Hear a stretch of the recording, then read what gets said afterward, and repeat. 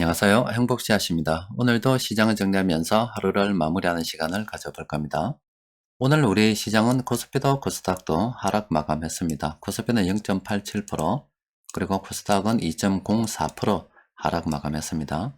시장이 이렇게 하락 마감한 것은 어제 미국 주식 시장이 하락한 그 영향을 받아서인데, 미국 시장이 또 하락한 원인은 오전 시황에서 정리해 드린 것처럼 이 1월달 소비자 물가 지수가 전년 동을 비교해 가지고 너무나 이렇게 크게 나왔기 때문에 금리 인상 속도를 좀 더 빨리 가져가지 않을까, 그런 우려가 시장에 반영이 되었기 때문이라 볼 수 있습니다.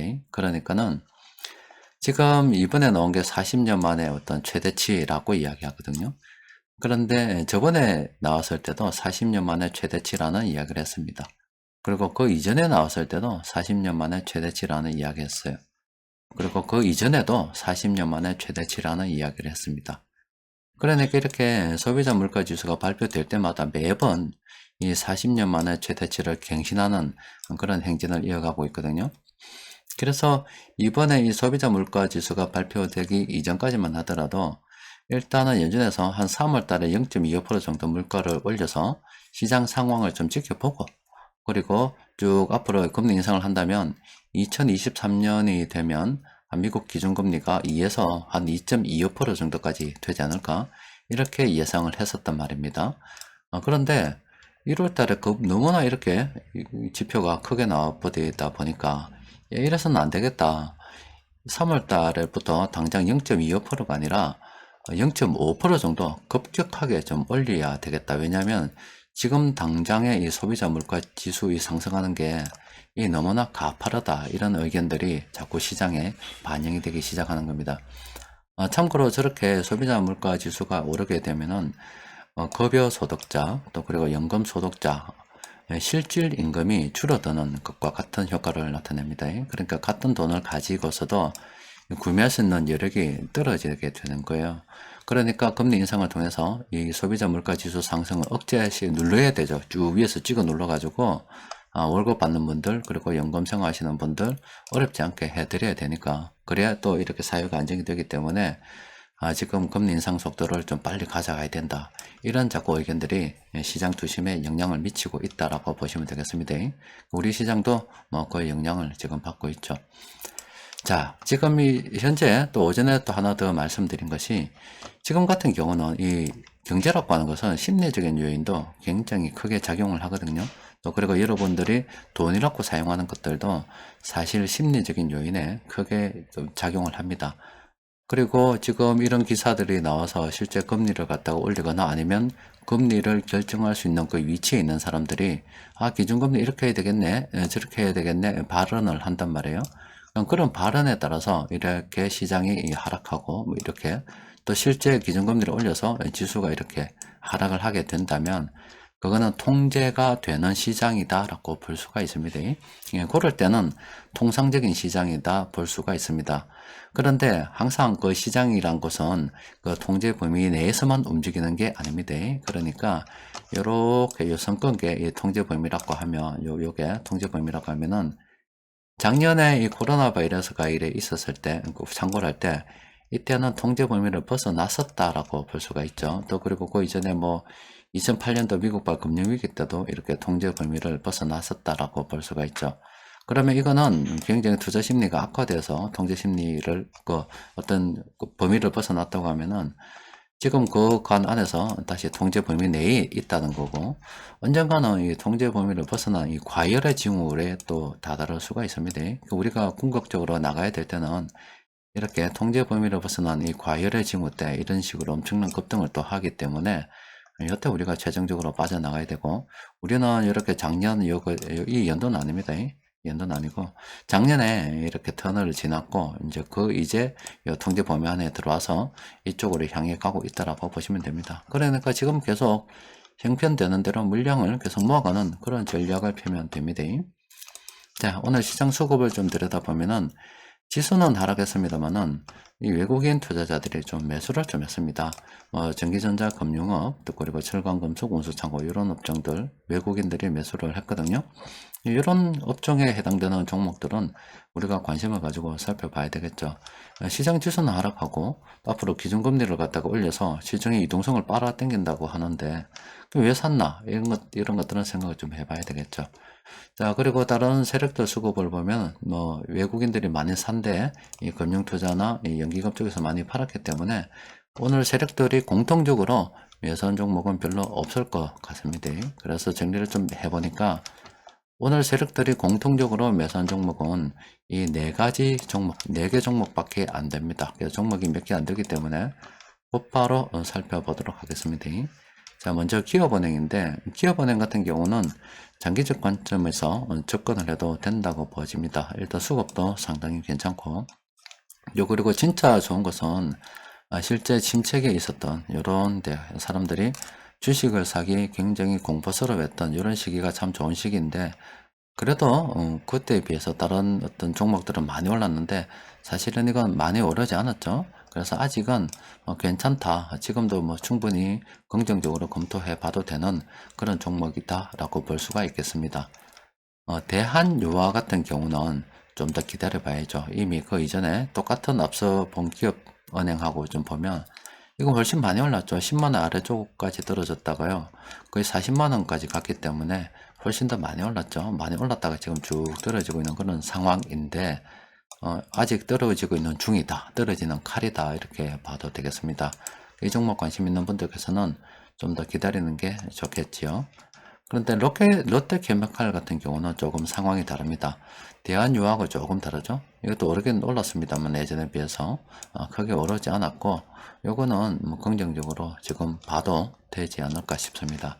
그리고 하이트진로 같은 경우는 지금 현 시점에서 들어가기 좀 그래요. 최근에 이 소주 아니면 맥주 이렇게 파는 기업들이 주정 가격이 올라가지고 가격 인상을 할 것이다. 이런 테마가 형성이 되어서 잘 나가고 있습니다.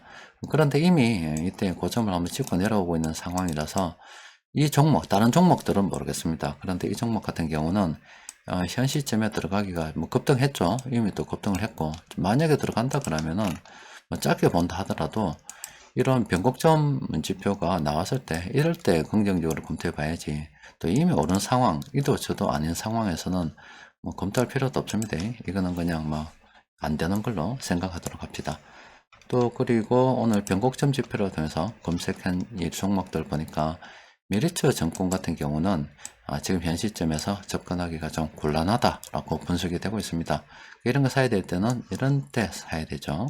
이런 사람들이 주식을 사기 싫어할 때 사야 되는 거고 막 이렇게 앞으로 하락합니다. 자꾸 이렇게 분석이 될 때는 사지 않는 게 좋습니다. 그리고 그 나머지 요 종목들 있죠. 이런 종목들은 당연히 우리가 현금 흐름에 대해서 살펴봐야 되는 거고 또 이런 종목들 일단 앞으로 상승이 예상된다고 분석이 되기 때문에 정말 앞으로 상승할지 안 할지는 모르겠습니다만은 그래도 현 시점에서 긍정적으로 검토를 해 볼 만한 그런 상황이다 볼 수가 있겠죠. 여튼 미국의 1월달 소비자 물가 지수가 어마어마하게 나와버렸습니다. 사실 이 정도로 크게 나오게 되면은 이 금융당국에서는 걱정이 될 수밖에 없죠. 미국이니까 이 정도지. 저런 물가 지표가 이렇게 소비자 물가 지수 실제 물가가 한 40% 정도만 오른다 하더라도 굉장히 사회 불안이 초래된다라고 오전 시간에 말씀을 드렸잖아요. 또 실제 한 그 정도 높이 올라서 고통받고 있는 국가들 특히 상황들 보면은 뻔하니까 미국의 지수가 저렇게 나온다는 거는 사실 엄청난 겁니다.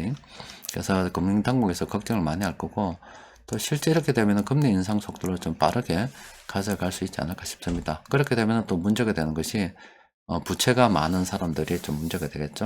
또 그리고 오전 시황에서 정리해 드린 것처럼 지금 우리나라 국가 부채는 그렇게 높지 않는 속도입니다만은 우리나라 가계 부채는 또 상당한 수준에 머물러 가지고 있죠. 또 그리고 우리는 대외 의존도가 높기 때문에 국가 부채를 갖다가 또 그렇게 많이 가져갈 수도 없는 사실 그런 나라입니다. 그러니까 국제 신용평가사에서 언제든지 부채를 문제 삼아서 저 대한민국 좀 문제 있는데 이렇게 되면 우리나라 신용등급에도 영향을 미칠 수밖에 없고 또 우리나라 신용등급이 좀 더 하락 떨어지게 된다면 당연히 기업들 또 그리고 은행들 자금 조달하는데 문제가 생길 수밖에 없습니다. 그러니까 그 분석기관에서 우리나라 등급을 어느 정도 매기는가에 따라서, 그러니까 여러분들 그 대출 낼 때 여러분들 신용 등급 있잖아요. 여러분들의 신용 등급에 따라서 1금융권에서 돈을 빌릴 수도 있고 아니면 2, 3금융권으로 밀려나야 되거든요. 신용 등급이 낮으면 낮을수록 여러분들조차도 실제 돈을 빌리는 데 있어서 어려움도 겪고 또 빌린다 하더라도 훨씬 더 불리한 조건에서 높은 이자를 주고 빌려야 될 수도 있습니다. 마찬가지로 이 국가라고 하는 것도 그렇게 신용 등급이 떨어지게 되면은 그 국가 내에 포함되어 있던 기업들 또 국가도 마찬가지고 해외에서 자금 조달을 할 때 지금보다는 좀 더 높은 이자를 줘야 되고 또 기존에 빌리고 있던 돈도 더 높은 이자를 줘야 된다 이 말입니다. 그러면 사실 좋은 것은 하나도 없는데 일단은 우리나라 같은 경우도 일단 부채 비중이 굉장히 높기 때문에 언제든지 문제 제기를 할 수 있는 그런 상황입니다. 그러니까 쟤들이 한번 마음 작정하고 우리 한국을 조지려고 들어오면 뭐 사실상 답이 없다라고 봐야 되겠죠. 언제든지 그러니까 우리가 살아가는 데 있어서 모르겠어요. 그 지금 애들은 제 이해를 못할 수도 있고 결혼 안 하신 분들도 이해가 안 될 수가 있어요. 그런데 나이가 점점 들어가면서 이 가족이 생기고 그리고 애들 커가는 것을 보고 이 가정의 행복이 내가 버는 수입에서부터 비롯이 된다.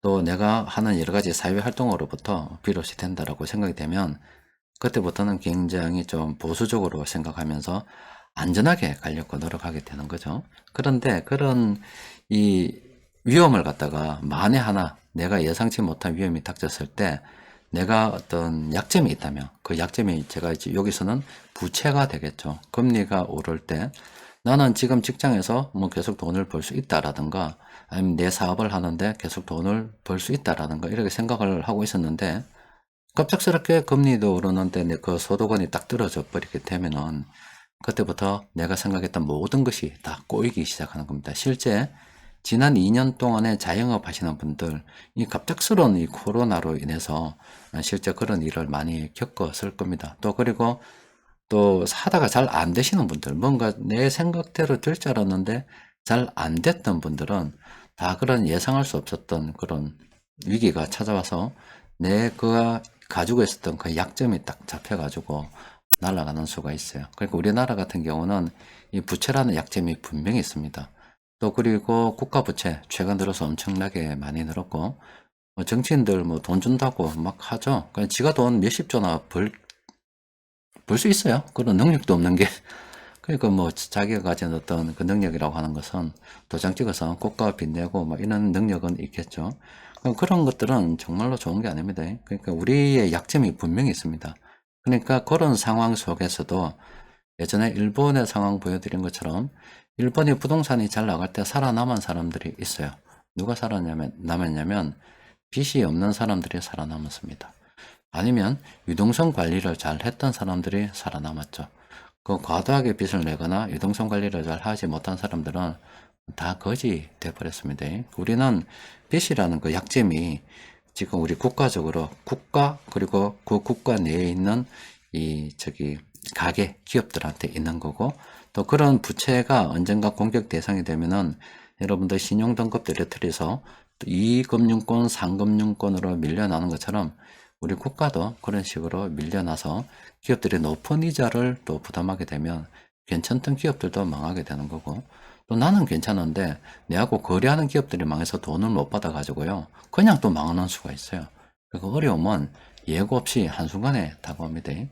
평상시 위험 관리 잘 하시고 우리가 생각지도 못한 위험이 다가올 때 내가 약점이 없어야 돼요. 바로 그 약점이라고 하는 게 바로 이 부채가 되는 겁니다. 앞으로 부채 많은 사람들은 문제가 있고 또 개인적으로는 준비해야 되고 그런데 개인적으로 준비 안 되는 부분들이 있을 겁니다. 어쩔 수 없이 부채를 안고 가야 되는 가게나 기업들이 있고 또 부채를 가볍게 생각하는 이 정치인들이 있기 때문에 분명히 우리는 한 방 크게 얻어맞지 않을까 싶습니다. 여튼 뭐 그런 위험은 언제든지 다가올 수 있기 때문에 여러분들이 늘 염두에 두시고 딱 생각을 해야 노후 들어서 편안하게 살죠. 제일 띨빵한 놈이 지금 내 돈 좀 있다가 아이고 내일은 모르겠다 우째 되겠지 하고 오늘을 사는 사람들이 있어요. 미친 새끼입니다. 내일이 우째 되는 게 어디 있어요.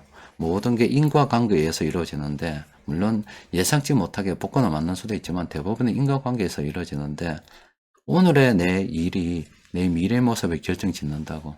그리고 현재의 내 모습은 과거에 내가 했던 행동들이 오늘의 현재의 모습을 결정짓는 거고, 또 현재 내가 하는 이 행동들이 미래의 나의 모습을 결정짓는데, 오늘은 내 쎄 빠지게 놀면서 미래에 내가 잘 된다는 거는, 어떻게 된다는 보장이 어디 있어요?